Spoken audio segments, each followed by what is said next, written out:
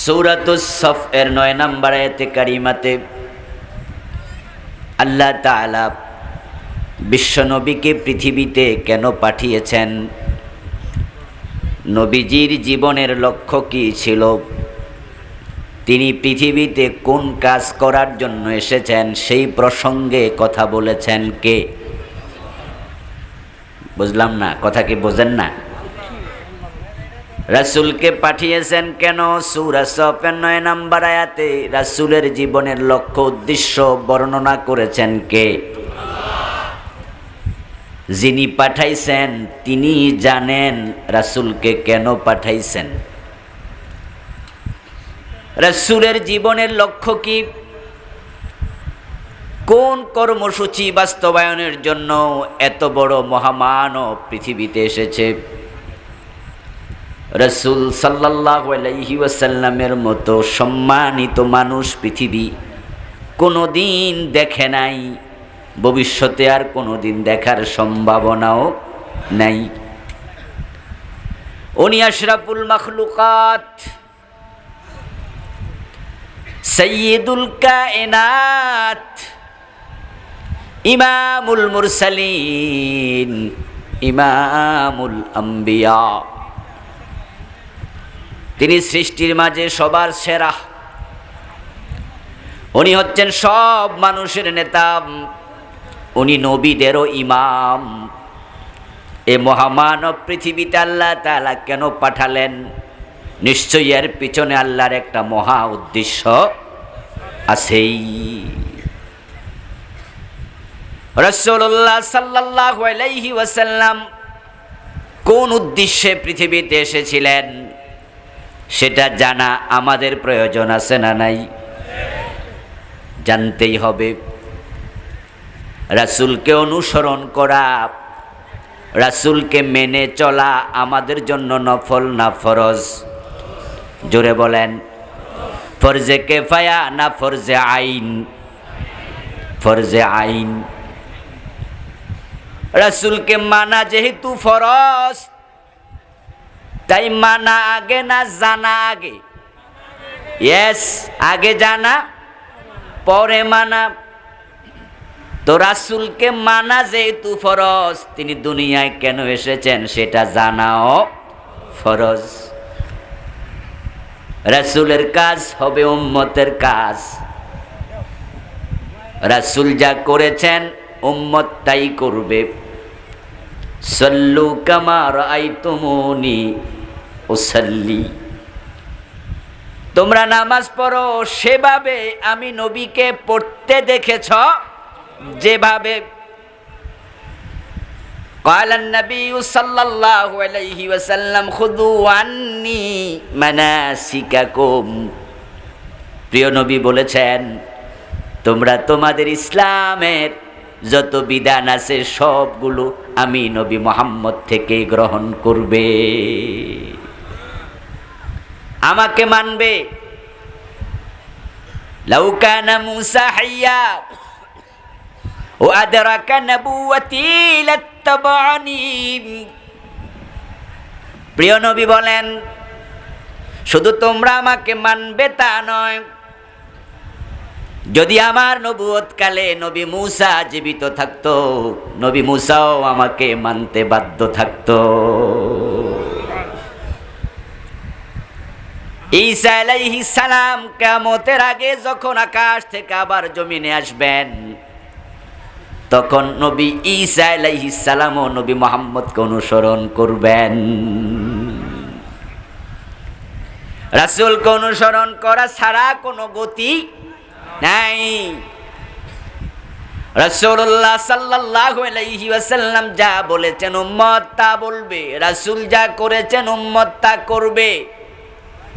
রাসূলের কথা উম্মতের কথা, রাসূলের চিন্তা উম্মতের চিন্তা, উম্মতের পুরা জীবন রাসূলের সাথে মিলতেই হবে।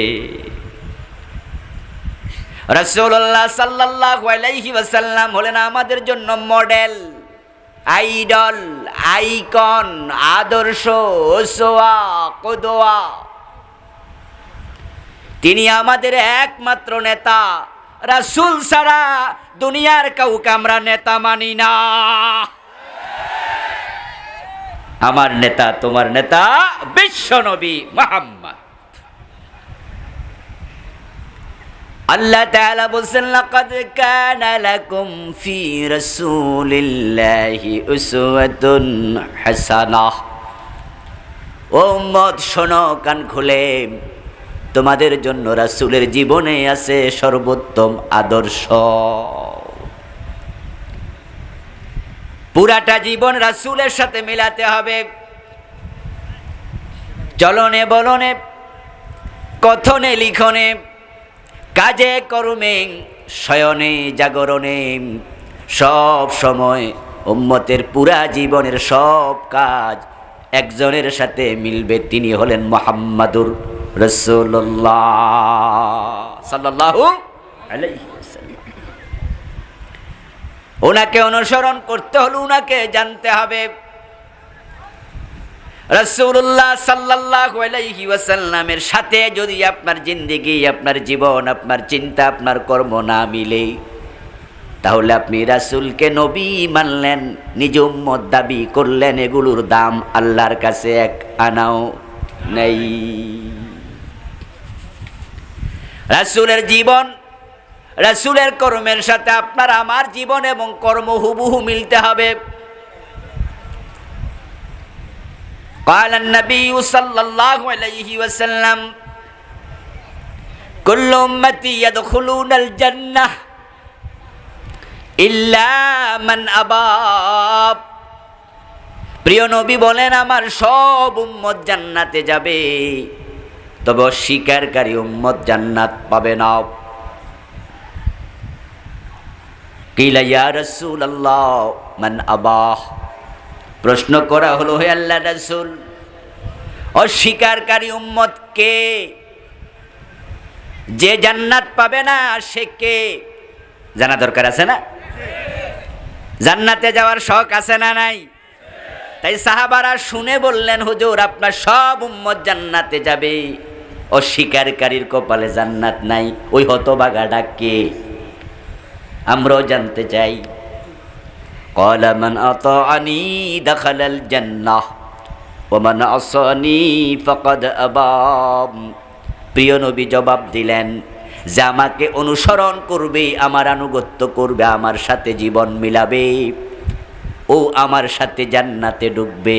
আর যে আমাকে অনুসরণ করবে না, পুরা জীবনে তার কপালে জান্নাত নেই। শুধুমাত্র উম্মত দাবি করলে জান্নাত পাওয়া যাবে না।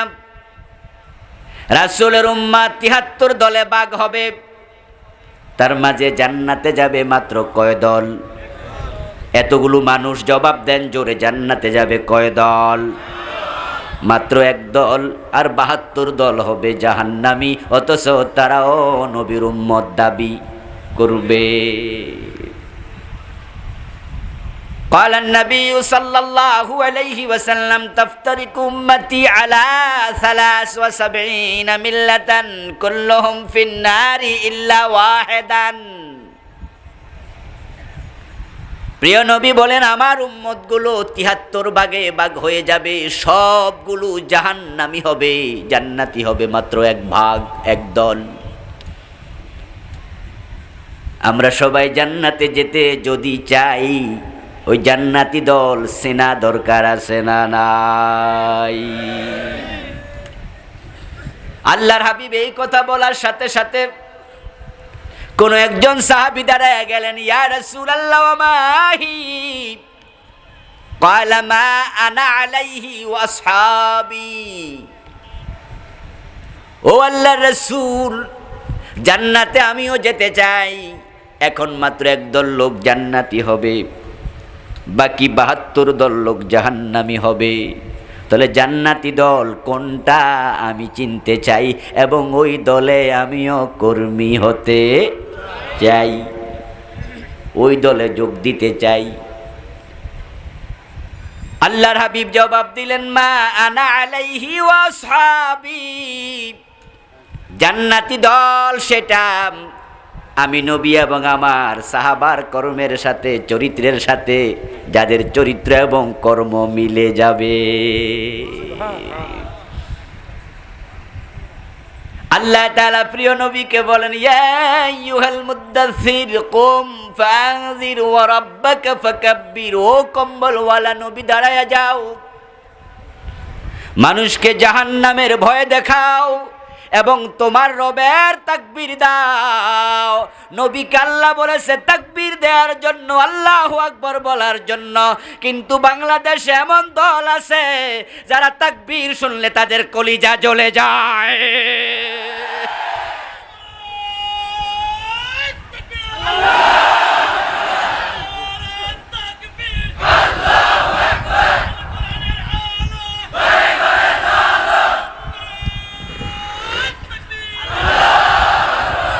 আমার ভাইয়েরা, রাসূলের জীবনের সাথে কর্মের সাথে আমাদের জীবন কর্ম মিলতে হবে। প্রিয় নবী বলেছেন জান্নাতে যাবে সেই দল যাদের চিন্তা, কর্ম, চরিত্র আমি এবং আমার সাহাবাদের সাথে মিলবে। রাসূলকে তাকবীর দেওয়ার জন্য আদেশ করেছেন কে? একটু আওয়াজ করে বলুন, আদেশ করেছেন কে? এখন মুসলমানের জবানে আল্লাহর তাকবীর দরকার আছে না নাই? আল্লাহু আকবার এমন এক তাকবীর ধ্বনি যেটা আমাদের রক্তের সাথে মিশে আছে, আমাদের ধমনীর সাথে মিশে আছে। 5 বার মসজিদের মিনার থেকে আল্লাহু আকবার ধ্বনি ধ্বনিত হয়। মুসলমানের সন্তান জন্ম নিলে কানের মাঝে আল্লাহু আকবার আওয়াজ পৌঁছে দেয়া হয়। ওই আল্লাহু আকবার যারা পছন্দ করে না, আল্লাহর কসম করে বলি তাদের ঈমান থাকবে না।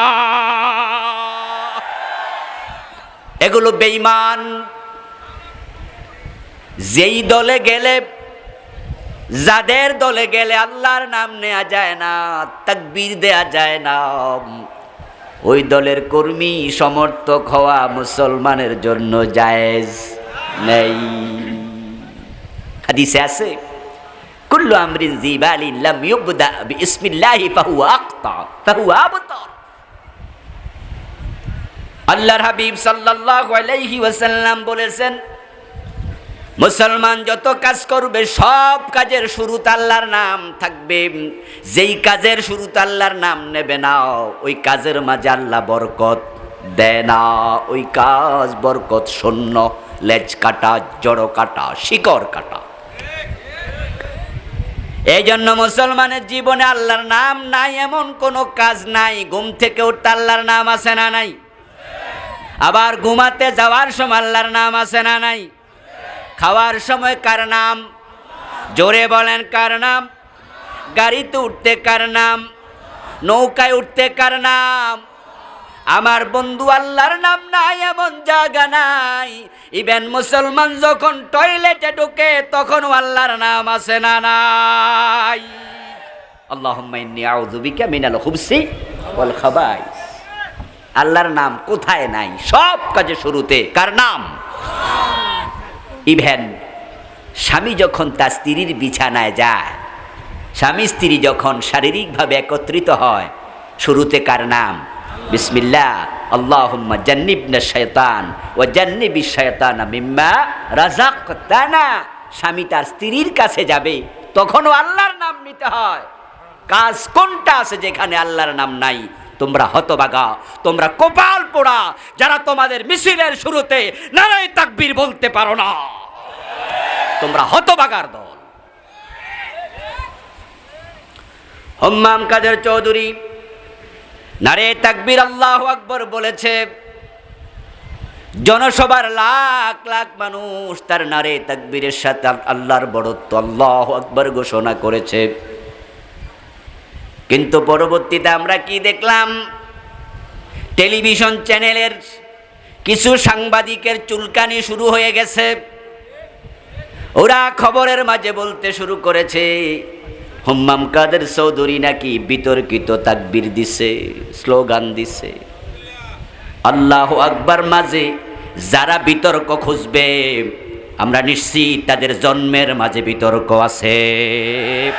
তারা হালাল জাদা হতে পারে না।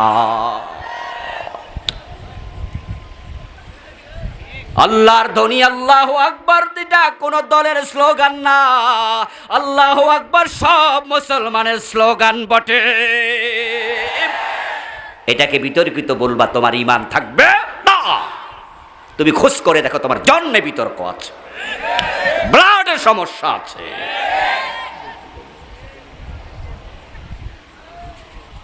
আমার ভাইয়েরা, রাসূলুল্লাহ সাল্লাল্লাহু আলাইহি ওয়াসাল্লামের চিন্তা, কর্ম, সুরত, সিরত, চলন বলন, কথন লিখন, শয়ন জাগরণ, কাজকর্ম সবটাই হলো আমাদের জন্য আদর্শ। তিনি যেমন আমরাও নিজেদেরকে সাজাতে চাই ঠিক তেমন। এটা মুসলমানের জন্য ফরজ। এই কাজ যে ব্যক্তি করবে সে ব্যক্তি শুধু জান্নাত পাবে। قال النبي صلى الله عليه وسلم من أحب سنتي فقد أحبني ومن أحبني كان معي في الجنة। রাসূলুল্লাহ সাল্লাল্লাহু আলাইহি ওয়াসাল্লাম বলেছেন, যে ব্যক্তি আমার সুন্নাহকে অনুসরণ করে সেই প্রকৃত অর্থে আমি নবীকে ভালোবাসে। আর যে সুন্নাহকে অনুসরণ করি আমার ভালোবাসার প্রমাণ দেবে, সে জান্নাতে আমার সাথে ঢুকবে। জান্নাতে যেতে হলে নবীকে অনুসরণ করতেই হবে, এটা ফরজে আইন, এটা ফরজ। আল্লাহ তাআলা বলছেন, কুল ইন কুনতুম তুহিব্বুনাল্লাহ ফাত্তাবিউনি ইউহিব্বুকুমুল্লাহ। ও নবী, আপনি উম্মতকে বলুন, উম্মতকে বলে দিন, তোমরা যদি আল্লাহর ভালোবাসা পেতে চাও, আল্লাহ তাআলাকে ভালোবাসতে চাও, ফাত্তাবিউনি, আমি নবীকে অনুসরণ করো, ইউহিব্বুকুমুল্লাহ, তোমরা যদি আমি নবীকে অনুসরণ করো আল্লাহ নিজে তোমাদের ভালোবাসবেন। ওয়াগফির লাকুম যুনুবাকুম ওয়াল্লাহু গফুরুর রহিম। আল্লাহ যাদেরকে ভালোবাসেন তাদের আমল নামার সব গুনাহ আল্লাহ ক্ষমা করে দেন। সুবহানাল্লাহ। আপনারা যারা আমার সামনে পিছে ডানে বামে বসে আছেন, একটু বলুন তো আমাদের আমল নামায় কিছু গুনাহ আছে না নাই? আওয়াজ করে বলুন, কিছু গুনাহ আছে না নাই? আমরা কি গুনাহ নিয়ে মরতে চাই নাকি মাপ পেতে চাই? আর আল্লাহ কোরআনে বলছে, নবীকে তুমি অনুসরণ করো, আমি আল্লাহ তোমাকে ভালোবাসবো এবং তোমার গুনাহগুলো আমি মাফ করে দেব। রাসূলুল্লাহ সাল্লাল্লাহু আলাইহি ওয়াসাল্লামকে অনুসরণ করা ফরজ, এটা কে জানে না? সব উম্মতে জানে, সব মুসলমান জানে। রাসূলকে আপনারা অনুসরণ করেন না তাও মোটেও নয়, আপনারা অনুসরণও করেন। তাই তো আপনাদের মাথায় টুপি, মুখে দাড়ি, গায়ে পাঞ্জাবি, দিনে 5 বার নামাজ পড়েন, রমজানে রোজা রাখেন, 3 লাখ 5 লাখ টাকা খরচ করে হজে যান। এই মাহফিলগুলোতে সে মাটির মাঝে বসে আছে, আমার সামনে প্যান্ডেলে মাটিতে বসে আছে, দাওরা পাস, কামেল pass, MA pass, BA pass, এমন লোক আজকে আছে না নাই? রাসূলকে ভালোবাসেন, রাসূলের সুন্নাহর মহব্বত আছে, তাই তো কোরআনের মাহফিলে হাজির হয়ে গেছেন, ঠিক না? রাসূলকে আপনারা ভালোবাসেন না তা আমি বলছি না, ভালোবাসেন, মহব্বত করেন, সুন্নাহও মানেন। সুন্নাহ মানলে তো জান্নাত, রাসূলকে অনুসরণ করলে তো জান্নাত। রাসূল বলেছেন, কানা মাই ফিল জান্নাহ, সে আমার সাথে জান্নাতে ঢুকবে। একটা জায়গায় ঝামেলা হয়ে গেছে। ঝামেলাটা হলো, আমরা রাসূলের সুন্নাহ মানি, তবে সুন্নাহ মানি ততক্ষণ সুবিধা আছে যতক্ষণ সুন্নাহ মানি সেখানে মামলা হামলার ভয় নাই, যেখানে বিপদ আছে যেখানে, আর সুন্নাহ মানে না সেখানে।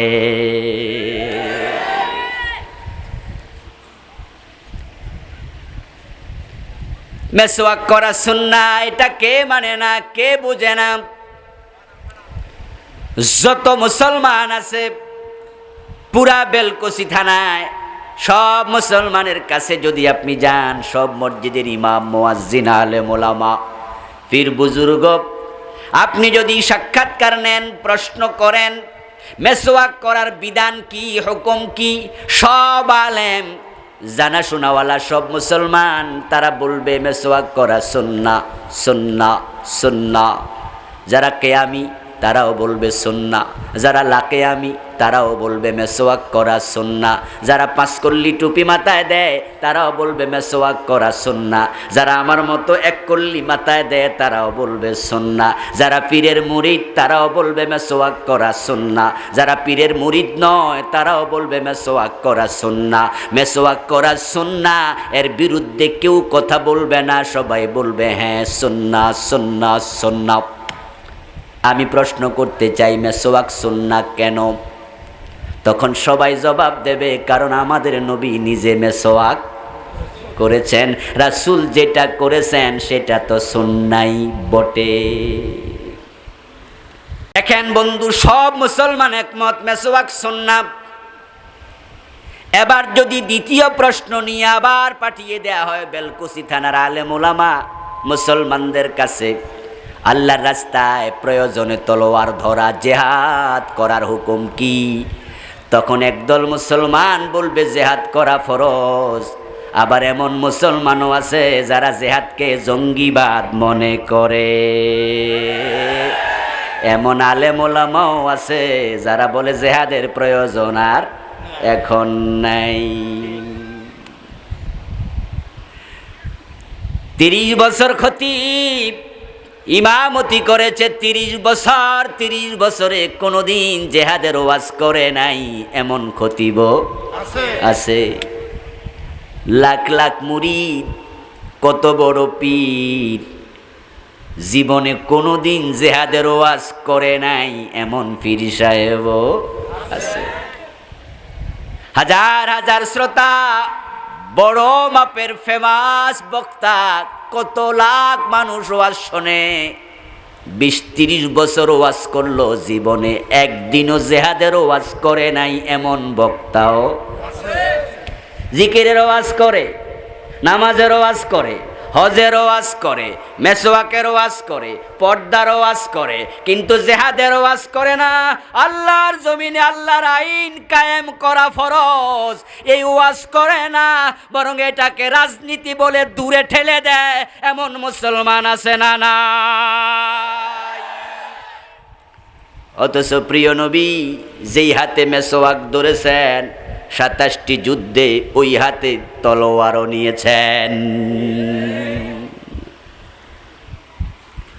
আমার ভাইয়েরা, রাসূলুল্লাহ সাল্লাল্লাহু আলাইহি ওয়াসাল্লাম মেসওয়াক করেছেন, তাই মেসওয়াক যদি সুন্নাহ হয়, প্রিয় নবী জালেমদের বিরুদ্ধে হাতে 27টি যুদ্ধে তলোয়ার নিয়ে যুদ্ধের নেতৃত্ব দিয়েছেন। প্রয়োজনে জেহাদের মাঠে তলোয়ার ধারণ করাও তো সুন্নাত হওয়ার কথা। ফরজ যদি নাও মানে সুন্নাত মানার কথা। সুন্নাহ মানে না, জেহাদের ওয়াজ শুনলে চেহারা কালো হয়ে যায়। এই যে আপনাদের এখান দিয়ে রাস্তা গেছে, এই মাহফিলে বক্তা ওয়াজ করতেছে, ওই রাস্তা দিয়ে প্রাইভেট কারে চড়ে 2-3 জন বন্ধু যাচ্ছে কোথাও, মাইকের আওয়াজ কানে আসলো এখান থেকে 1/2 কিলোমিটার দূর থেকে। এক বন্ধু আরেক বন্ধুরে কয় থাম, ওয়াজে হুজুর কি কয় কমপক্ষে রাস্তা দিয়া যাইতে যাইতে 3-4-5 মিনিট তো শুনতে পারবো, গল্প পরেও করা যাবে, আপাতত চুপ থাক, ওয়াজটা একটু শুনি।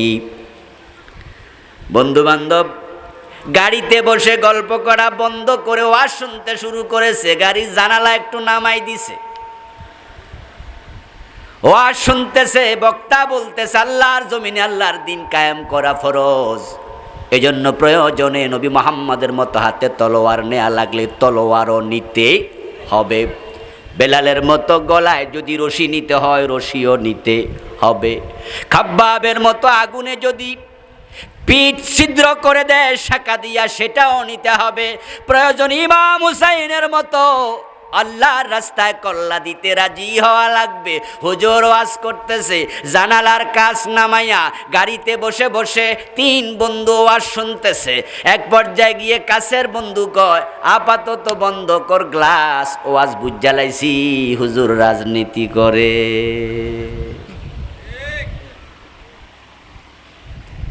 নামাজের ওয়াজ করলে রাজনীতি খোঁজে না। কয়টা ইসলামে আছে? রাসূল নামাজ পড়ছে, আমরাও পড়বো, ওয়াজ ঠিক আছে। হজের ওয়াজ করলে রাজনীতি খোঁজে না। হজ তো করাই লাগবো, নয় নামের শেষে আলহাজ লিখমু কেমনে? জিকিরের ওয়াজ শুনলে সব মুসল্লি কয় ঠিক আছে, জিকির রাসূল করেছে আমরাও করব, জিকির না করলে আল্লাহর ওলি হমু কেমনে? কিন্তু জিহাদের কথা শুনলে রাজনীতির গন্ধ খোঁজে, অথচ রাসূল নিজে 27 যুদ্ধের সেনাপতি। এটা মানতে সবাই রাজি নাই, কারণ জিহাদে গেলে কল্লা থাকে না, হাত থাকে না, পা থাকে না, জীবন থাকে না। জিহাদের কথা যারা বলে তাকায় দেখো, ওই আল্লাহর বান্দারা হামলা মামলার শিকার হয়, বাড়িতে ঘুমাতে পারে না।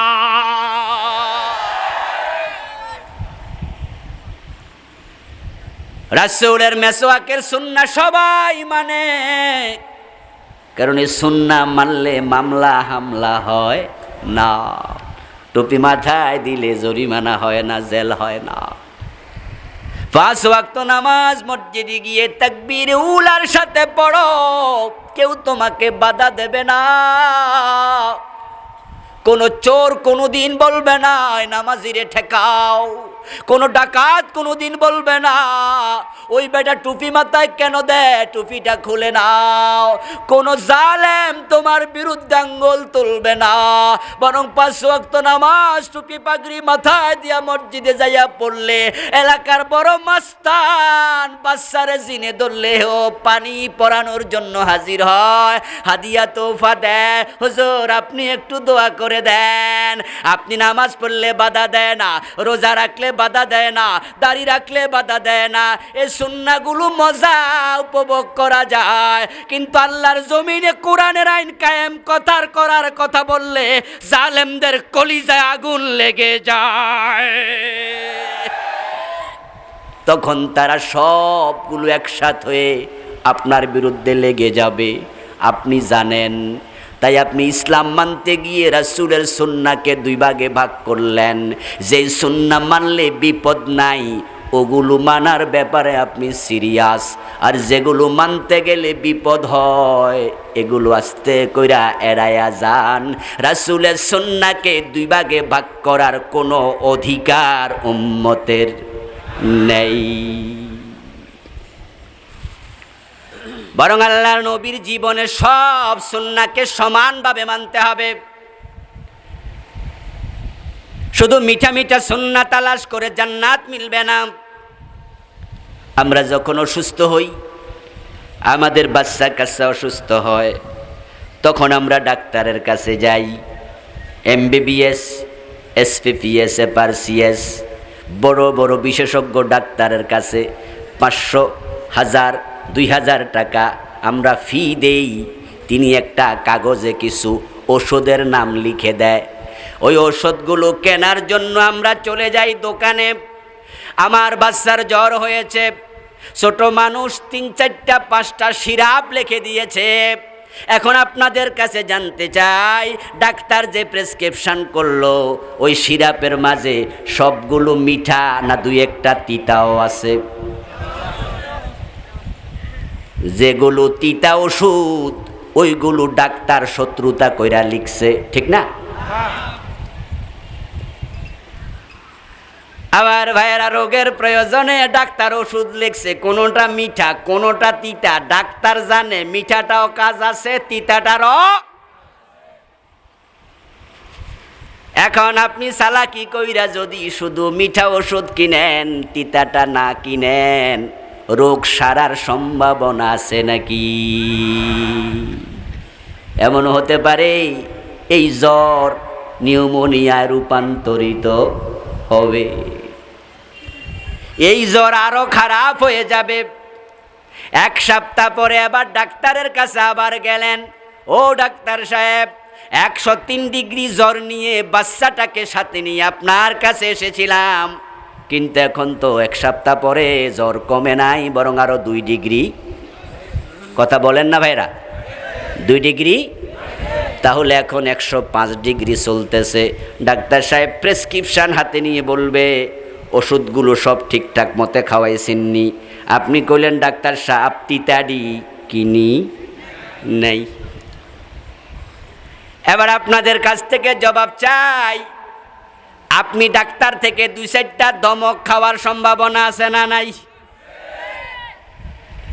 ডাক্তার বলবে আপনি কি ফাইজলামি পাইছেন নাকি? 5টা ওষুধ দিছি, 3টা কিনছেন, 2টা কিনেন নাই। তো ডাক্তারি যদি আপনি নিজে বুঝেন, আমার কাছে আইছেন কেন? আমরা সবাই বুঝি। এই জন্য যখন আমরা ওষুধ কিনতে যাই, তখন আমরা বাচ্চার জন্য মিঠা সিরাপও কিনি, তিতা সিরাপটাও কিনি, নিজের পকেটের টাকা খরচ করে কিনি, তারপরে বাড়িতে নেই। বাড়িতে যাওয়ার পরে যখন কর্ক খুলি, সিরাপ তাকে 1 চামচ পরিমাণ খাওয়ানোর জন্য মুখে দেই। বাচ্চা যখন খাইয়ে একটু টের পায় দারুণ মিঠা, তখন বাচ্চা 1 চামচ খাওয়ার পরে আরো হা কইরা থাকে, আরো দেও বাবা। এমনও দেখা যায় বাচ্চা যদি চান্স পায়, সিরাপের অর্ধেকটা একবারেই চুরি কইরা খাইয়ে লাইছে। থাক এখন না। আমার প্রিয় ভাইয়েরা, কিন্তু যেই সিরাপটা বের করার পরে তিতা চামচের মাঝে লইয়া মুখে যখন লাগাইছেন, বাচ্চা হা করে না দৌড় মারে? বাচ্চা হাত দিয়া লাড়া দেয়, লাড়া দিয়া মাড়ি ফালাইতে পারলে খুশি, কজা ফালাইছি। তারপরে আপনি জোর করে খাওয়াইতে চাইলে দৌড় মারে। বাচ্চা যখন দৌড় মারে, তখন পিছন দিয়া মা বাবাও দৌড়ায়। বাচ্চা কয় খামু না, মা বাবা জোর করে ধরে, আজরাইলের মতো চাপ দিয়া ধরে। কেউ গলা ধরে চাইপা, কেউ মুখ ধরে চাইপা, কেউ নাক ধরে চাইপা। তারপরে তিতা ওষুধ খাইতে চায় না, গালের ভিতর আঙ্গুল ঢুকাইয়া খাওয়ায়। এমন ঘটনাও আছে না নাই? আমরাও নিজেরা খাওয়াইছি বাচ্চারে। বেটা খাইতি না তো তোর দাদা শো খাইব। ওই সময় বাচ্চা কি মনে করে? মনে মনে বাচ্চা ভাবে, আমার মা আমার বাবা ওদের মতো দুশ্মন জমিনে আর। আসলে কি মা বাবা দুশ্মনী করতেছে? বাচ্চার কাছে দুশ্মন মনে হওয়ার কারণ কি? কারণ তিতা ঔষধ, এটা বাচ্চার পছন্দ না। ঠিক যেই হুজুরেরা আমাদের জমিনে, আমাদের সমাজে, আমাদের মাঠে শুধু নামাজ, রোজা, হজ, যাকাত মজা মজা ওয়াজ করে, আপনাদের কাছে তারা বড় বড় পীর হয়ে যায়, মজা মজা লাগে।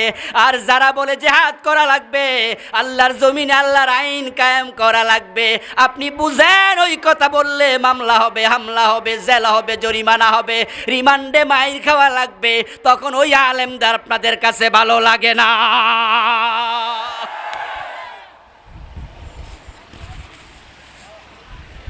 যারা কোরআনকে, ইসলামকে 2 ভাগে ভাগ করেছেন, যেই বিধানগুলো মানলে মজা ওগুলো মানতেছেন, যেগুলো কষ্টের সুন্নাহ এগুলো মানেন না। আল্লাহর কাছে হাজির হওয়ার পরে দমক খাওয়ার সম্ভাবনা আছে না নাই? এই জন্য আমরা বিনয়ের সাথে আপনাদেরকে বলছি, নবী মুহাম্মদকে অনুসরণ করতে হবে পুরা জীবনে।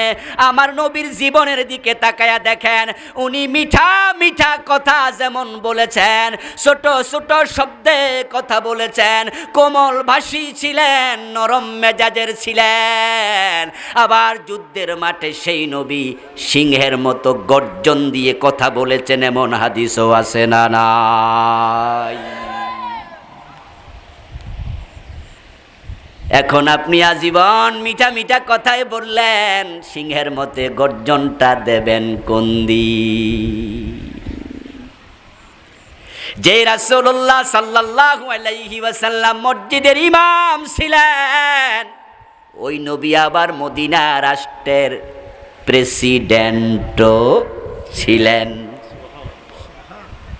এখন আমরা সবাই ইমামতির জন্য প্রতিযোগিতা করি, রাষ্ট্রের নেতা হওয়ার চিন্তা অনেক আলেমের মাথার মাঝেই নেই।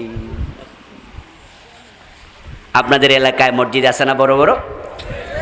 দেখবেন বড় একজন মসজিদে খতিব নেবে, যদি সার্কুলার দেয় খতিব নিবে একজন, হাজির হইয়া যায় 150 জন। ঢাকা শহরের মসজিদে তো 200-300 পর্যন্ত হাজির হইয়া যায়।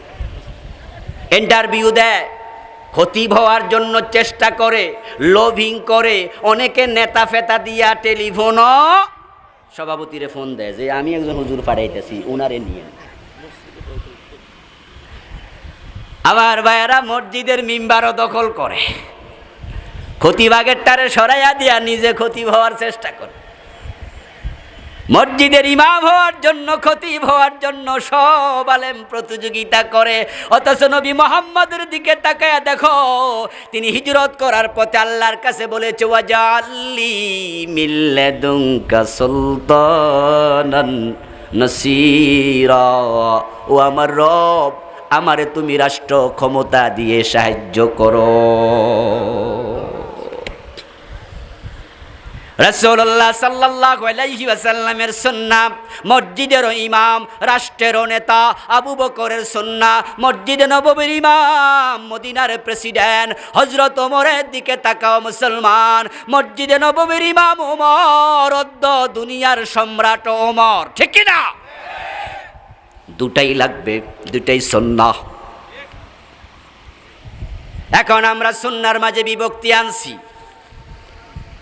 যেই জিহাদের কথা শুনলে আপনাদের ভালো লাগে না,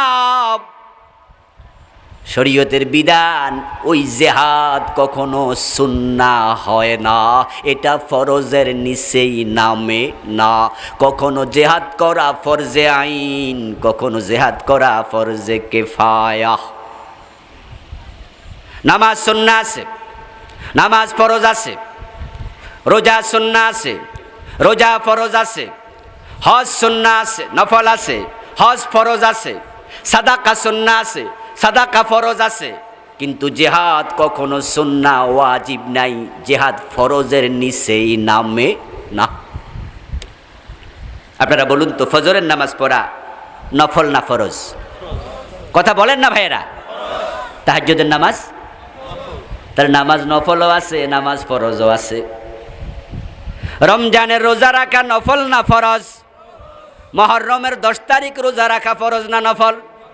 তাহলে রোজা নফলও আছে, রোজা ফরজও আছে। যারা পয়সাওয়ালা মানুষ, বছরে হিসাব করে করে 2.5% জাকাত দেয়া, নফল না ফরজ? জাকাত দেয়া শেষ, এখন ভিক্ষুক কয় আমারে কিছু টাকা দেন, পকেট থেকে 2 টাকা 5 টাকা 10 টাকা দিল, এটা ফরজ নাকি নফল? তাহলে সাদাকা ফরজও আছে, নফলও আছে। কিন্তু জিহাদের আয়াত শুনুন, কুতিবা আলাইকুমুল কিতাল, আল্লাহ কোরআনে বলেন, ও মুসলমান, তোমাদের জন্য লড়াই করা, জিহাদ করাকে ফরজ করা হয়েছে। কুতিবা আলাইকুমুস সিয়াম, তোমাদের জন্য রোজা ফরজ করা হয়েছে। কুতিবা আলাইকুমুল কিতাল, একই শব্দ, একই শব্দ। রাসূলুল্লাহ সাল্লাল্লাহু আলাইহি ওয়াসাল্লামের সাহাবার সংখ্যা ছিল 1,24,000-এর মতো। 1,24,000 সাহাবার মাঝে আমি একজন সাহাবার নামও পাই নাই, যাদের নাম আমি পেয়েছি 200, 300, 500। আমার বন্ধু এমন একজন সাহাবার নাম পাই নাই যিনি জিহাদের মাঠে যান নাই। জিহাদ ফরজ হওয়ার পরে রাসূলের মহিলা সাহাবারা পর্যন্ত জিহাদের মাঠে গেছে। একজন সাহাবী ছিল, ওনার নাম আব্দুল্লাহ ইবনে উম্মে মাকতুম রাদিয়াল্লাহু তাআলা আনহু। তিনি অন্ধ ছিলেন। কি ছিলেন? কথা বলতে হবে, কি ছিলেন? এর মানে চোখের আলো নাই। ওই অন্ধ সাহাবী আব্দুল্লাহ ইবনে উম্মে মাকতুম রাদিয়াল্লাহু তাআলা আনহুর জীবনী পড়ে অবাক হলাম। হযরত ওমরের জামানায় গাজওয়ায়ে কাদেসিয়া, ওই কাদেসিয়ার যুদ্ধে হযরত আব্দুল্লাহ ইবনে উম্মে মাকতুম অন্ধ সাহাবী শহীদ হয়েছে। অন্ধ সাহাবী যুদ্ধের মাঠে শহীদ। মানে কি? মানে হলো অন্ধ হওয়ার পরেও জেহাদের মাঠ থেকে পিছনে থাকে নাই। ওমরের যুগে আব্দুল্লাহ ইবনে উম্মে মাকতুম রাদিয়াল্লাহু তাআলা আনহু কোনো একদিন কানে আওয়াজ শুনলেন গাজওয়ায়ে কাদেসিয়াতে যাওয়ার জন্য মুসলমানরা প্রস্তুতি নিচ্ছে। ইবনে উম্মে মাকতুম ওমরের দরবারে গেলেন, আমিরুল মুমিনিন, একটা দরখাস্ত নিয়ে এসেছি।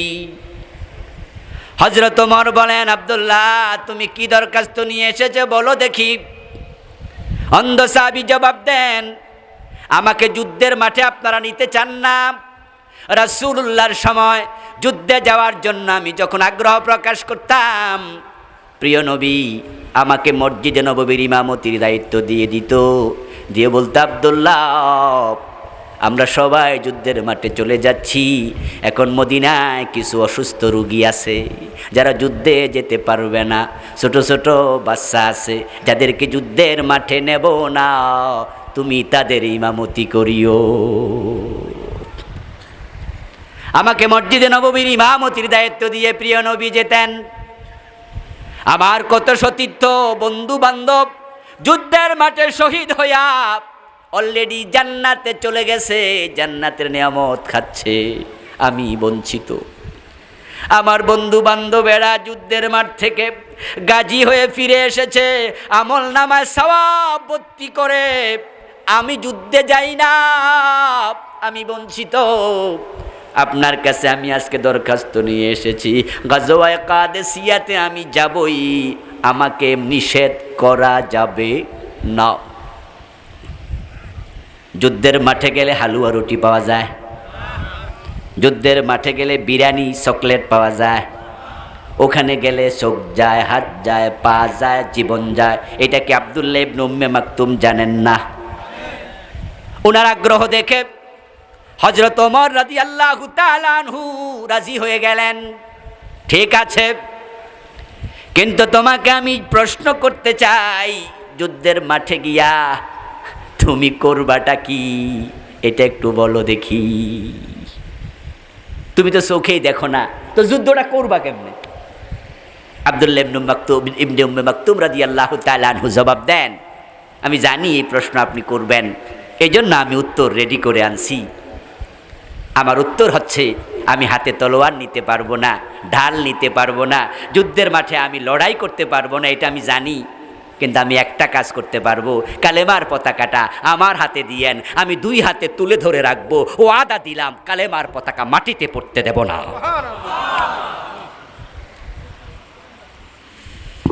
হযরত ওমর রাদিয়াল্লাহু তাআলা আনহু সেনাপতিকে বললেন ডেকে, ও সেনাবাহিনীর প্রধান শোনো, গাজওয়ায়ে কাদেসিয়াতে যখন যুদ্ধ করতে তোমরা মাঠে প্রস্তুতি নিয়ে নামবে, তখন কালেমার পতাকাটা আমার ভাই আব্দুল্লাহর হাতে তুলে দিও। সে আগ্রহ করছে যুদ্ধে যাবে, আমি তার দরখাস্ত মঞ্জুর করলাম। সুবহানাল্লাহ পড়েন। জেহাদের আগ্রহ, আর সে জেহাদের নাম শুনলে জঙ্গিবাদের গন্ধ শোনে, জঙ্গিবাদ তালাশ করে। জেহাদের সাথে জঙ্গিবাদের কোনো সম্পর্ক নাই, ইসলামে জেহাদ করা ফরজ, জঙ্গিবাদ হারাম। জঙ্গিবাদ হচ্ছে নিরীহ মানুষকে আক্রমণ করা, ইসলাম কোন নিরীহ মানুষকে আক্রমণ করার অধিকার দেয় না। আওয়াজটা একটু বাড়ায় দাও। বাংলা ভাইয়ের মতো মানুষ মেরে গাছে ঝুলানোর নাম জেহাদ নয়, একসাথে 64 জেলায় বোমা ফুটানোর নাম জেহাদ নয়, সিনেমা হলে বোমা বিস্ফোরণ করার নাম জেহাদ নয়, আদালতে বোমা মেরে বিচারক হত্যার নাম জেহাদ নয়। এটা হলো জঙ্গিবাদ, এর সাথে ইসলামের সম্পর্ক নাই। জেহাদ মানে হলো অন্যায় যেখানে, প্রতিরোধ সেখানে। অন্যায় করব না, অন্যায় সহ্য করা হবে না। দিনের কথা বলতে গেলে যদি বাধার মুখোমুখি হন, বাধা ডিঙ্গানোর জন্য প্রয়োজনে সশস্ত্র লড়াই করা, এটাও জেহাদের একটি অন্যতম অংশ। এটার নাম হলো কিতাল। আমার ভাইয়েরা, আব্দুল্লাহ ইবনে উম্মে মাকতুম রাদিয়াল্লাহু তাআলা আনহু চলে গেলেন গাজওয়ায়ে কাদেসিয়াতে। যুদ্ধ শেষ হয়ে গেল। যুদ্ধ যখন শেষ হলো, ওই যুদ্ধে মুসলমানরাই বিজয়ী হয়েছিল হযরত ওমরের যুগে। কিন্তু এর মাঝেই কিছু মুসলমান শহীদ হয়ে গেছে।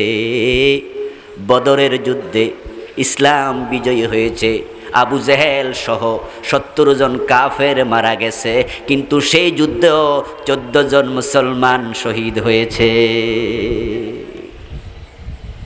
গাজওয়ায়ে কাদেসিয়াতে মুসলমানরা বিজয়ী হয়েছে, কিন্তু কিছু মুসলমান মুজাহিদ শহীদ হয়েছে। তাদের লাশগুলো যখন একত্রিত করা হলো, খুঁজতে গিয়ে মাঠের মাঝে দেখা গেল ওই কালেমার পতাকাধারী অন্ধ সাহাবী আব্দুল্লাহ ইবনে উম্মে মাকতুমের লাশটাও পড়ে আছে। প্রচণ্ড যুদ্ধ যখন শুরু হলো, মুজাহিদেরা যুদ্ধের মাঠে দিক দিগন্তে দিক সেদিক ছুটে ছুটে যুদ্ধ করলো। যার হাতে কালেমার পতাকা, তিনি তো চোখে দেখেন না, এক জায়গায় কালেমার পতাকাটা ধরে দাঁড়ায় আছে। ওই কালেমার পতাকা যার হাতে, সে যে মুসলমান তা বুঝতে কাফেরদের কষ্ট হওয়ার কথা না। ওনাকে একা পায়া তীর মেরেছে, বন্দুক বর্ষা মেরেছে, পাথর মেরেছে। আব্দুল্লাহ ইবনে উম্মে মাকতুম রাদিয়াল্লাহু তাআলা আনহুর দেহটা নিথর হয়ে পড়ে আছে যুদ্ধের মাঠে। কিন্তু মজার ব্যাপার হলো, তিনি শহীদ, তখনও 2 হাত দিয়ে কালেমার পতাকা ধরে আছেন। ওই যে ওমরকে বলেছেন, আমিরুল মুমিনিন, কথা দিলাম কালেমার পতাকা ছাড়ব না, মাটিতে পড়তে দেব না। এই যে আমরা বসে আছি, যদি আমাদেরকে মশা কামড় দেয় পিঠে, তাহলে আমরা হাত দিয়ে মশা মারার জন্য এভাবে থাপ্পড় দেই। ক্লাসে যখন উস্তাদরা পড়া না পারলে, দুষ্টমি করলে বেত দিয়ে 2-1টা আঘাত করত, যেই জায়গায় বাড়ি দিত বেত দিয়ে আঘাত করত, আমাদের অভ্যাস ছিল আমরা হাত দিয়ে ডলা মারতাম, এতে ব্যথাটা কিছু কমতো। আব্দুল্লাহ ইবনে উম্মে মাকতুমের 2 হাতে কালেমার পতাকা আছে, এটাই প্রমাণ করে গায়ে তীর পড়েছে, তীরটা খোলার চেষ্টাও করেন নাই। তীর খুলতে গেলে যদি কালেমার পতাকা মাটিতে পড়ে যায়, তাই 2 হাত দিয়ে ধরে রেখেছেন। এক পর্যায়ে শহীদ হয়ে গেছেন, কালেমার পতাকা ছাড়েন নাই। রাসূলের সুন্নাহ পুরা জীবনে মানতে হবে। এখন এক রাত্রিতে, একদিনের মাহফিলে বিশ্ব নবীর পুরা জীবনের সুন্নাহ সব বলা অসম্ভব, সব আমি বলতে পারবো না, সম্ভব নয়। আজকে শুধু একটু সুন্নাহ বলবো, সেটা হলো প্রিয় নবী দুনিয়ায় কেন এসেছেন, জীবনের লক্ষ্যটা কি ছিল। রাসূলের জীবনের লক্ষ্যের সাথে আমাদের জীবনের লক্ষ্য মিলানো দরকার আছে না নাই? রাসূল হলেন ট্রেনের ইঞ্জিনের মতো, আমরা উম্মতেরা হলাম পিছনে বগির মতো। ট্রেনের সামনে ইঞ্জিন থাকে, পিছনে কি থাকে? কথা কয় না ভাইয়েরা, বুঝলাম না। পিছনে কি থাকে? আপনাদের এলাকায় কি কয়? বগি, ডাব্বা কয়নি? পিছনে থাকে ডাব্বা, বগি। এবার বলুন তো, এই যে যমুনা ব্রিজ দিয়ে ট্রেন ঢাকা যায়, ঢাকা থেকে আবার চলে যায় উত্তরবঙ্গে, ইঞ্জিনের সাথে যদি ডাব্বা অ্যাটাচ না হয়, বগিটাকে যদি শক্ত লোহা দিয়ে না বেঁধে দেয়, তাহলে ইঞ্জিন যাবে, ডাব্বাটা কি পড়ে থাকবে না? তাহলে ইঞ্জিনকে অনুসরণ করতে হলে ইঞ্জিনের সাথে লাগাতেই হবে। এখন রাসূলুল্লাহ হলেন আমাদের ইঞ্জিন, তিনি সামনে আছে, আমরা সব উম্মত তার পিছনে লেগে যাওয়া দরকার আছে না নাই? তার সাথে নিজেকে লাগায়া দেন। তাহলে ইঞ্জিন যদি চট্টগ্রাম যায়, ডাব্বাও চট্টগ্রাম যাবে। ইঞ্জিন যদি উত্তরবঙ্গে যায়, ডাব্বা উত্তরবঙ্গে যাবে। আমার রাসূল আমাদেরকে টেনে টেনে আল্লাহর জান্নাতে নিয়ে যাবে। এখন রাসূলুল্লাহ জীবনের লক্ষ্যটা কি সেটা জানা দরকার আছে না নাই? কয়জনে জানেন? নিজেরে প্রশ্ন করুন।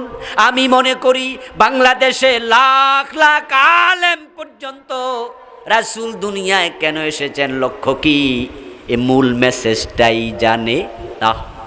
সাধারণ মানুষ তো জানে না অনেকেই, কিন্তু সৌভাগ্যবান যারা আছে তারা জানে। তারা খুঁজে নিয়েছে আল্লাহর কোরআন থেকে।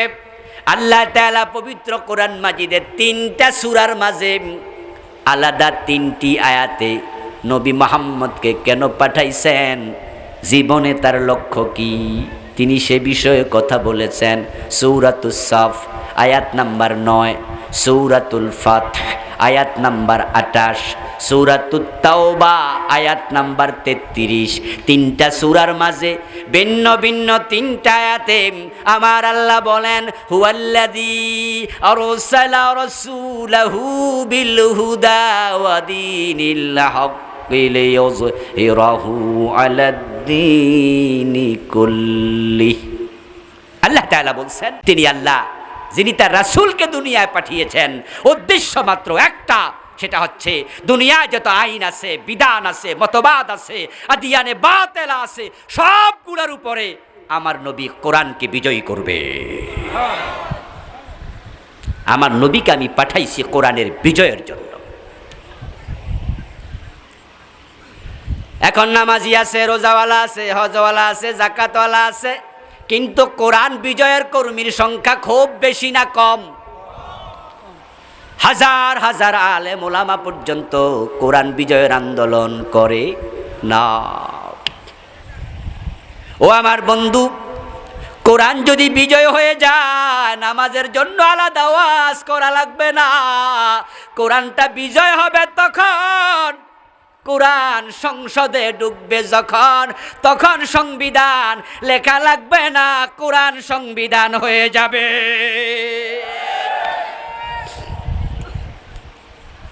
মুসলমানের জন্য কোরআন থাকতে আর কোনো সংবিধান দরকার আছে? আওয়াজ দিয়ে বলতে হবে, দরকার আছে। কোরআন হচ্ছে মুসলমানের সংবিধান। বাদশাহ ফয়সল যখন সৌদি আরবের প্রেসিডেন্ট ছিলেন, তৎকালীন সময়ে জাতিসংঘের অধিবেশন হলো। অধিবেশনে তাম পৃথিবীর সকল দেশের রাষ্ট্রপ্রধান, প্রধানমন্ত্রী, এই জাতীয় লোকেরা উপস্থিত থাকে যারা জাতিসংঘের সদস্য। ওই বছর জাতিসংঘের সদর দপ্তর থেকে তাম পৃথিবীর সকল দেশের রাষ্ট্রপ্রধানদের কাছে চিঠি লেখা হলো, আপনারা প্রত্যেক সকল দেশের রাষ্ট্রপ্রধানরা তাদের নিজস্ব দেশের 1 কপি করে সংবিধান, কনস্টিটিউশন ইংরেজিতে লিখে জাতিসংঘের সদর দপ্তরে জমা দেবেন। আমাদের বাংলাদেশে যে সংবিধান আছে, এটা কি ইংরেজি কপি আছে না? কথা বলেন না, আসেনি? বাংলায়ও আছে, ইংরেজিতেও আছে। ইংরেজি কপি জমা দেবেন। আমাদের বাংলাদেশ থেকেও যিনি গেলেন, ইংরেজি একটি সংবিধানের কপি নিয়ে সদর দপ্তরে জমা দিলেন। পাকিস্তানের প্রেসিডেন্ট দিলেন, ভারতের প্রেসিডেন্ট দিলেন, ফ্রান্স, রাশিয়া, জার্মানি, আমেরিকা, সব দেশের প্রেসিডেন্ট 1 কপি করে তাদের নিজ নিজ দেশের সংবিধান জমা দিলেন জাতিসংঘের সদর দপ্তরে। বাদশাহ ফয়সল রেশমি কাপড় দিয়ে গিলাফ বানানো, সোনালী হরফ লেখা আল কোরআনুল কারীম, 1 খণ্ড কোরআন ইংরেজি অনুবাদ করে তিনি নিয়ে গেলেন। ওনার অফিসারের মাধ্যমে সদর দপ্তরে জমা দিতে পাঠালেন। অফিসারকে বলে দিলেন, ওরা যদি এই কপি নিতে না চায় তাহলে তুমি কি বলবা? অফিসারকে শিখাইয়া দিলেন। অফিসার সদর দপ্তরে নিয়ে জমা দিল। যিনি জাতিসংঘের কর্মকর্তা তিনি দেখলেন এটা হচ্ছে আল কোরআনুল কারীম। এটা দেখে তিনি বললেন, আমরা তো আপনাদের ধর্মগ্রন্থ কোরআন চাই নাই। আমরা চিঠিতে লিখেছি সব দেশ যেন তাদের নিজেদের দেশের কনস্টিটিউশন সংবিধানের ইংরেজি কপি জমা দেয়। তা আপনি কোরআন শরীফ আনছেন কেন? তখন অফিসার বলল, আমাদের প্রেসিডেন্ট বাদশাহ ফয়সল বলেছেন মুসলমানের জন্য কোরআন থাকতে আর সংবিধান লাগে না। এটাই হচ্ছে আমাদের দেশের সংবিধান। আল্লাহর হাবিব সাল্লাল্লাহু আলাইহি ওয়াসাল্লাম যে কোরআন নিয়ে আবির্ভূত হয়েছেন, ওই কোরআন যদি সংবিধান হয়ে যায়, কোরআন যদি বিজয়ী হয়ে যায়, আইন হয়ে যাবে। আজান হওয়ার সাথে সাথে দোকান বন্ধ করো। কোনো যুবক যদি নামাজ না পড়ে, আইন হয়ে যাবে, তাকে জেলে দিয়ে দাও। আজানের সাথে সাথে দোকান বন্ধ হয়ে যাবে। সব যুবকেরা আল্লাহর ঘর মসজিদের দিকে দৌড়াবে। আপনাদের বাজার, আপনাদের এলাকার সবচেয়ে বড় বাজার, খেয়াল করুন, লক্ষ্য করুন প্রিয় ভাই, 4,000 মাহফিল হবে 6 মাস ধরে। শুরু হয়ে গেছে সেপ্টেম্বরে, অক্টোবর হবে, নভেম্বর হবে, ডিসেম্বর হবে, জানুয়ারি হবে, ফেব্রুয়ারি হবে, মার্চ মাস হবে, হবে না? রোজা বিদায় এপ্রিলে হবে না? রোজা না থাকলে এপ্রিল মাসেও। আমাদের এক কলিগ, একসাথে আমরা মুহাদ্দিসি করি, এক মাদ্রাসায় পড়াই, তো দুষ্টমি করে আমারে কয়, আগে শুনতাম শীতকালে শুধু ওয়াজ হয়, এখন আপনারা বক্তারা যা শুরু করছেন গরমকালেও হয়। কয় এখন হয় 7-8 মাস, পরে মনে হয় পুরা বছরই হবে। আমার বন্ধু, লাখ লাখ ওয়াজ হয়, নামাজি কোথায়? তাকায়া দেখো ফজরের টাইমে মসজিদগুলোতে সালাম ফিরাইয়া তাকায়া দেখবেন 1 কাতার, 2 কাতার, 1.5 কাতার, হাফ কাতার। আমার বন্ধু, মসজিদ খালি, নামাজের ওয়াজ চলছে, মুসল্লি কই? মাগরিবের সময় বাজারে গিয়ে দেখবেন আজানের পরে নামাজ পড়ে মসজিদের বারান্দায় দাঁড়ায় এদিক সেদিক তাকাবেন, হিসাব করবেন মসজিদে আসছে কতজন, বাজারে আছে কত হাজার। ঈদের দিন কোরবানি ঈদে গরু বাজারে যাবেন, আসরের টাইমে দেখবেন রমরমা গরু বিক্রি চলছে, মাগরিবের টাইমে দেখবেন গরু বেচা কেনা চলতেছে, পাবলিক গরু কিনতে ব্যস্ত, নামাজের খবর নেই। গরু কিনতে কিনতে জোহর শেষ, বাড়িতে নিতে নিতে আসর শেষ। কোরবানি করা ফরজ না ওয়াজিব? কথা বলুন আরো জোরে। কোরবানি করা ফরজ না ওয়াজিব? আর আসরের নামাজ পড়া কি গুরুত্ব কোনটার বেশি? কিন্তু গরু কিনতে কিনতে আসর শেষ। কোরবানির দিন জোহরের নামাজ পড়ে না, শুধু গরুর গোস্ত কাটে, এমনও আছে না নাই? ও আমার প্রিয় ভাইয়ারা, নামাজ আজকে হারাইয়া যাচ্ছে, কঠিন অবস্থা। বাবা নামাজ পড়ে, যুবক ছেলে ঘরে ঘুমায়, যুবতী মেয়েটা নামাজ পড়ে না, নিজের বউ নামাজ পড়ে না, এমন পরিবারও আছে না নাই? বাইতুল মোকাররম জাতীয় মসজিদ, বাইতুল মোকাররমের সুযোগ পেলে যাবেন। বাংলাদেশের সবচেয়ে বড় মসজিদ। দেখবেন জোহরের নামাজ, আসরের নামাজের সময় দোতলায় নামাজ চলে, নিচতলায় বেচা কেনা চলছে, কেউ দোকান বন্ধ করে না। অথচ ইসলামের আইন হলো আজানের পরে দোকান খোলা রাখা যাবে না। প্রিয় নবী বলেছেন, আমার মন চায় আজানের পরে কাউকে মসজিদে ইমামতির দায়িত্ব দেই, আমি মহল্লায় যাই, যারা নামাজে আসে না তাদের ঘর বাড়িতে আগুন লাগাই। ও তাবলীগের ভাই আপনাকে বলছি, ও পীর সাহেব হুজুরের মুরিদ আপনাকে বলছি, ও মাদ্রাসার মুদাররিস মুহাদ্দিস আপনাকে বলছি, ও মসজিদের ইমাম খতিব ভাই আপনাকে বলছি, ও টুপিওয়ালা দাড়িওয়ালা নামাজি ভাই আপনাকে বলছি, এই দেশে তাবলীগের ভাইয়েরা নামাজের জন্য কত পরিশ্রম করলো, পীর সাহেব হুজুররা কত পরিশ্রম করলো, উস্তাদরা কত ওয়াজ করলো, মাহফিলে 6 মাস নামাজ পড়ো নামাজ পড়ো কত বললো, ফজরের টাইমে মুসল্লি কই?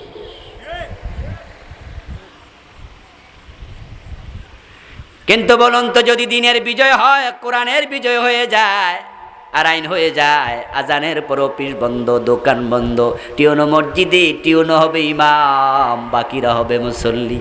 ডিসি অফিসের মসজিদে ডিসি সাহেব হবেন ইমাম, বাকিরা হবে মুসল্লি। রাষ্ট্রপ্রধান হবে ইমাম, বঙ্গভবনে বাকিরা হবে মুসল্লি। প্রেসিডেন্ট নামাজের ইমামতি করবে বাইতুল মুকাররমে। অবস্থাটা চেঞ্জ হয়ে যাবে যদি মানুষ নামাজি হয়ে যায়। নামাজিদের দেশে আর মদের ব্যবসা চলবে না, এমনিতে মাদক বন্ধ হয়ে যাবে।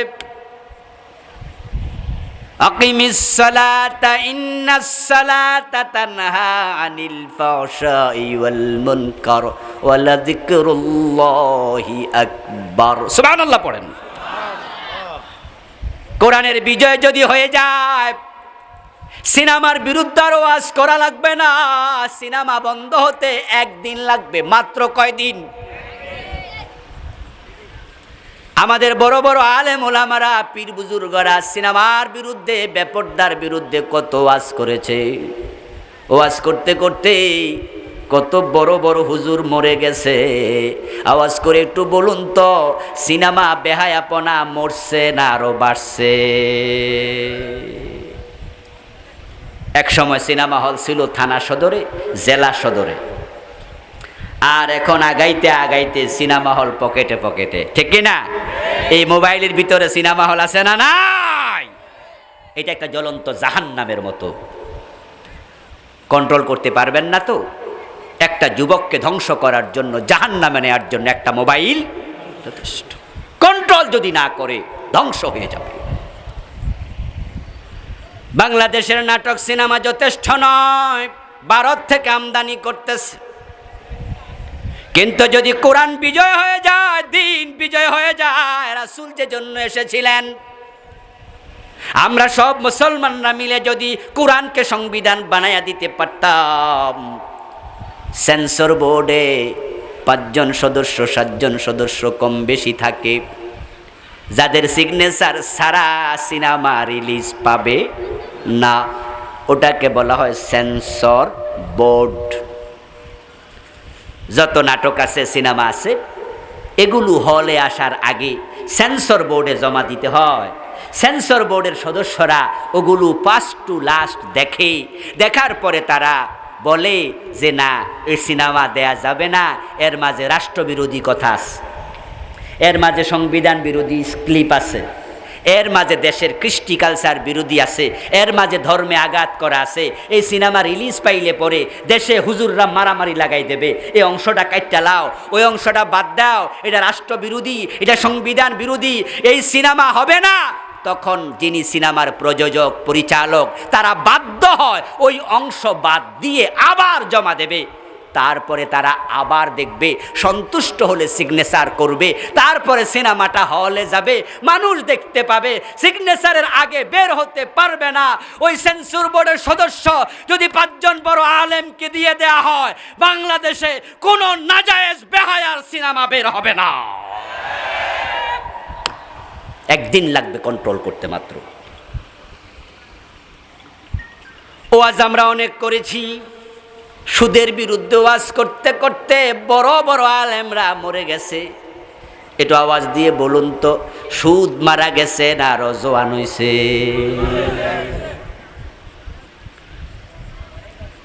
আগে সুদের টাকা আনার জন্য ব্যাংকে যাওয়া লাগতো, এখন ব্যাংকওয়ালারা বাড়িতে আইয়ে দোকানে দোকানে হাঁটে, কই টাকা লাগলে নেন। আগে পুরুষ মানুষকে দিত, এখন ঘরের বউরও দেয়, ঠিক নেই? এমন কিছু ব্যাংক আছে মহিলা ছাড়া অন্যরে টাকাই দেয় না, কয় আগে বউ ফাড়ান। ও আমার ভাই, অথচ সুদ খাওয়া এত জঘন্য অপরাধ। 73টা গুনার মাঝে সবচেয়ে ছোটটা হলো আনয়ান কি হাররাজুল উম্মাহু, যে সুদ খাবে সবচেয়ে ছোট গুনাহটা হলো মায়ের সাথে জেনা করবে।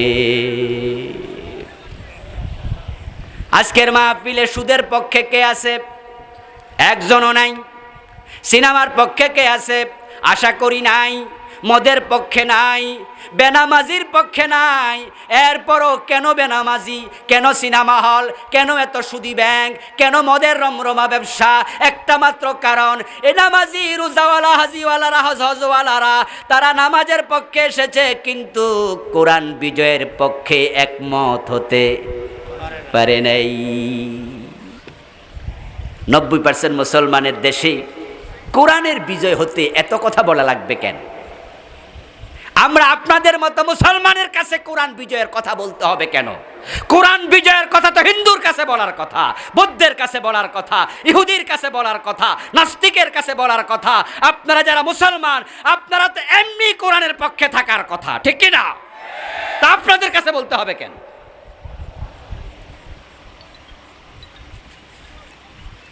আমরা মুসলমানরা যদি কোরআন বিজয়ের পক্ষে এসে যাই, এই দেশে কোরআনের বিপ্লব ঠেকানোর ক্ষমতা কারোই নাই। এখন ঝামেলা হয়েছে, বিশ্বনবীর লক্ষ্য, জীবনের লক্ষ্য যেটা ছিল কোরআনের বিজয়, ওটার সাথে ইমাম সাহেব হুজুর একমত হয় নাই। ইমাম সাহেব হুজুর জানে যদি কোরআন বিজয়ের কথা বলি চাকরি বেশি দিন টিকবে না।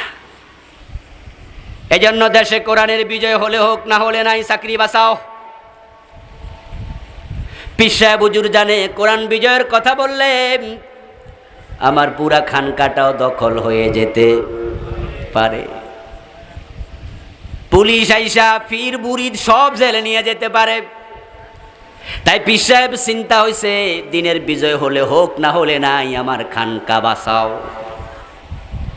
বক্তা চিন্তা করে মাহফিলে গিয়ে কোরআন বিজয়ের কথা বললে পরের বছর মাহফিলে দাওয়াত নাও দিতে পারে, যে হুজুর বেশি বালানা রাজনীতি করছে।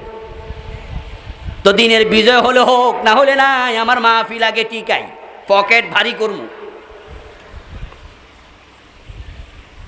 ও বন্ধু, এক একজন এক এক চিন্তায় চলছে। তাই মুসলমান আছে, সমাজে ইসলাম পাওয়া যায় না, সমাজে ইসলাম নাই। ফুটবল খেলার জন্য এক এক দলে খেলোয়াড় কতজন থাকে? ভালোই তো জানেন, দেখি আরো জোরে বলেন, কয়জন? 11 জন খেলোয়াড় ফুটবল খেলতে মাঠে নামলো।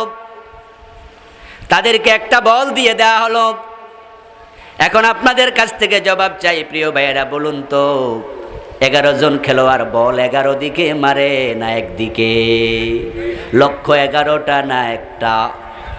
এজন্য দেখবেন যে বল পায় সেই বলটা গোল বরাবর মারে, আছে না? বাঁশ দিয়া বানাইছে 3টা লাঠি দিয়া, গোলবার যে পায় জাগা মতো মারে। গোলকিপার বল পাইছে, বল পাইয়া জোরে শট মারছে ওই গোল বরাবর। যে মিডলে খেলে সেও মারে, যে কর্নারে খেলে সেও মারে।